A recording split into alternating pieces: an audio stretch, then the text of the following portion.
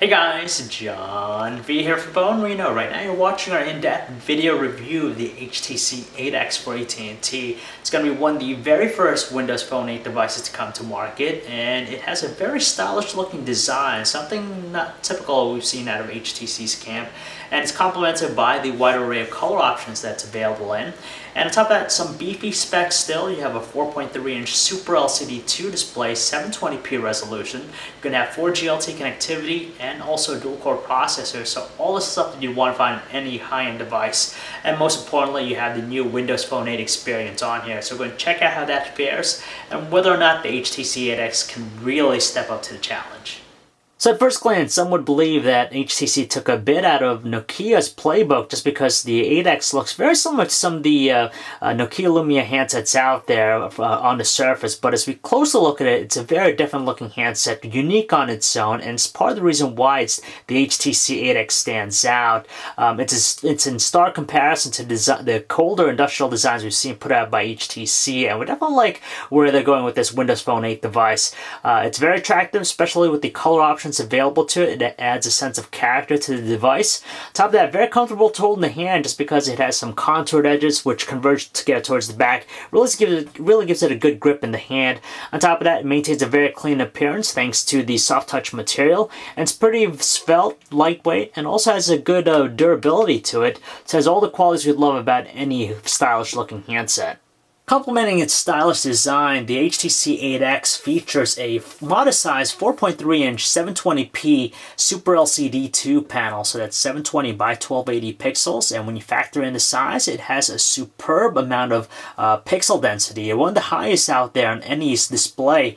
And even as we look at the web page from a zoomed-out view, we're able to make out some fine text, a lot of detail and clarity with it, and seeing that it is a Super LCD 2 panel in play, it has all those qualities we love about it. For example, you have those warmer, rich-looking color tones, wide viewing angles, and it's pretty easy to use also in outdoor conditions, so it definitely helps to make the handset stand out. As usual, the 8X features the same trio of Windows capacitor buttons below its display, and they're spaced far away from one another to reduce any accidental presses. Yet again, showing some balance to its design, we like the colored earpiece on the handset, and nearby to that, you have the wide-angle, front-facing 2-megapixel camera.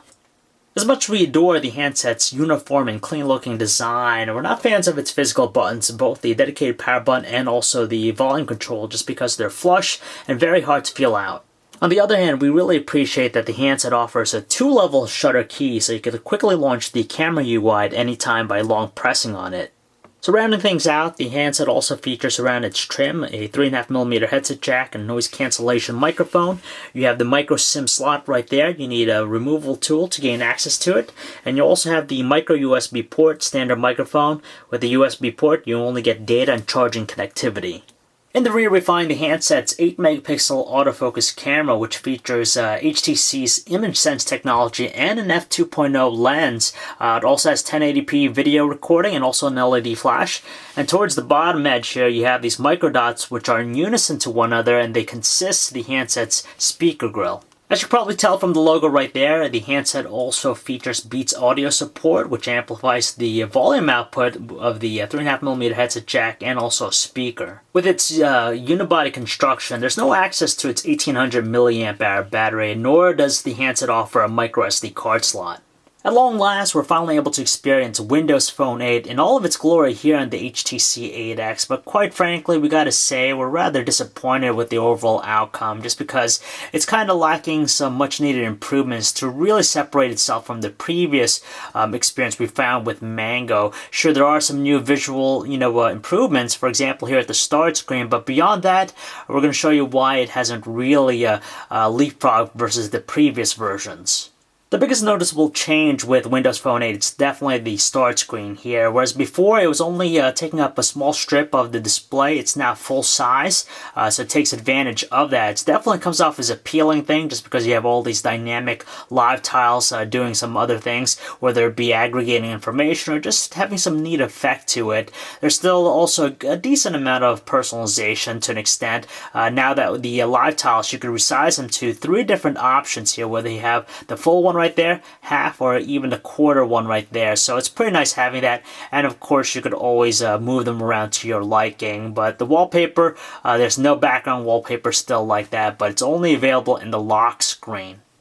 If you happen to be a veteran Windows Phone user, you might have a difficult time trying to distinguish what's new found with the experience here in Windows Phone 8 on the HTC 8X, but there are a few notable ones we'll go through here. For example, the lock screen, you have now some detailed information in terms of notifications, but it's still kind of lacking in terms of the comprehensive features found with rival platforms, and its execution still kind of, again, pales in comparison. So if you want to change the notifications, you have to go into the settings here. And from here, you can only select one for detailed status information. So you have the small listing right there, which gives you detailed information. So if someone's birthday coming up, if you have an appointment, it'll show it in the lock screen. And in addition to that, you could select up to five different quick statuses here, but they mainly just display the amount of notifications for each particular application. As for some of the other core organizer apps with the HTC 8X and Windows Phone 8 in general, they're nothing too different from what we've seen previously, but again, there are just a very few or a handful of new features. For example, you have the People Hub, which is the same exact thing as before. You could browse your address book. It'll aggregate social networking statuses, whether it be from Twitter or from Facebook, and you have two new features here. The first one being Rooms, which allows you to privately invite someone so you can share your calendars, your photos, and notes all in a single place. And you have the Groups feature where you could actually select who you want to be in your group, so you could instantly message everyone at the same time, or even view their social networking statuses. Just like before, if you hold down the back button on the handset, you're going to get the panes here, which shows you the open application, so you quickly multitask between them. Meanwhile, if you press the search capacitor button, it's going to instantly run Bing Search. You could search the web, and in addition to that, you have other features like Scout, so you could search for local restaurants near you.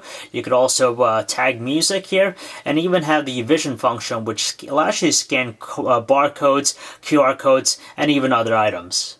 Even though there's nothing new to be found with the messaging experience on the HTC 8X and Windows Phone, we still like the on-screen keyboard has to offer, just because with its screen size, it offers for a nice spacious layout. On top of that, very responsive, and finally, it offers one of the better autocorrect features out there.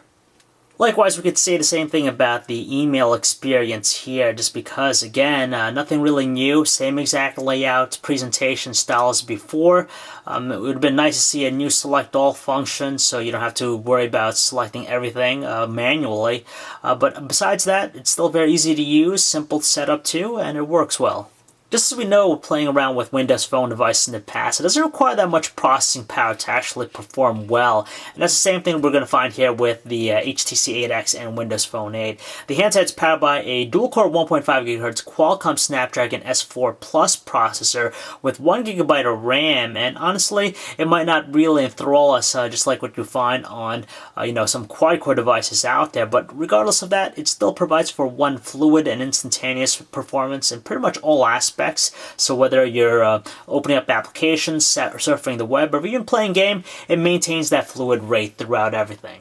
With Windows Phone 8, it features Internet Explorer 10, and of course the HTC 8X also packs 4G LTE connectivity, so you get faster data speeds. But beyond that, it still has a wonderful web browsing experience, especially because of the highly detailed displayed on here. It makes for just a wonderful experience.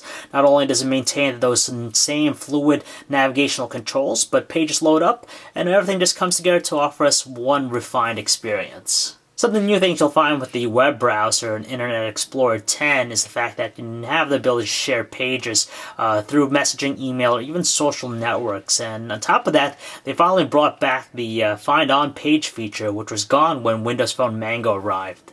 Of all things, Windows Phone 8 is still lacking some quality third-party applications to make it a standout competitor against some of the other mobile platforms out there. So for example, you have things like the Bing Maps experience. It doesn't quite trump the Google Maps experience that we find with Android, and its set of features barely graces what Google Maps has to offer.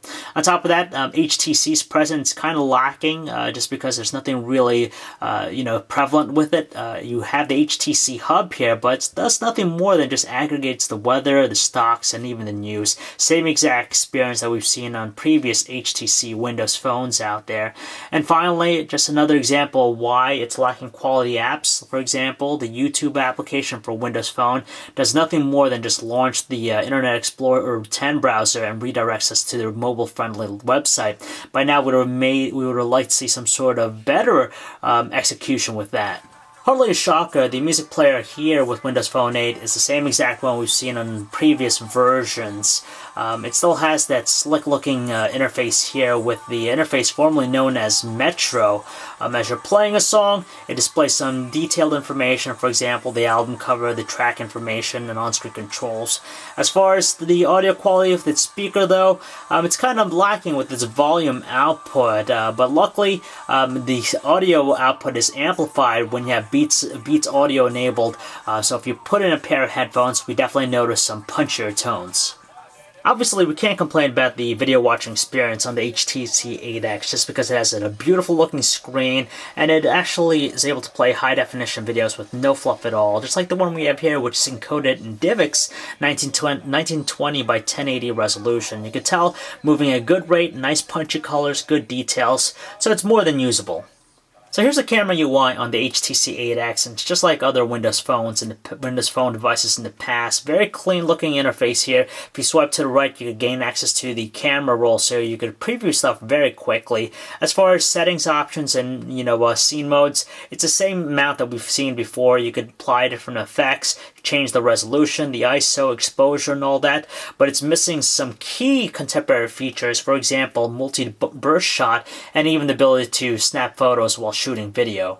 No question about it, the handset's 8 megapixel autofocus camera can get the job done when it comes to taking outdoor shots, just because it's able to produce some average looking details and some natural looking colors, and it takes some very nice looking macro shots as well, but unfortunately it doesn't do that great in low lighting situations. We would expect a little bit more, knowing that it has a f2.0 lens in the back there, so you kind of assume that's going to take some better shots, but unfortunately that's not the case, just because it produces some lower quality details and doesn't handle dynamic range that well, though we have to say that it's not as noisy compared to some other devices out there.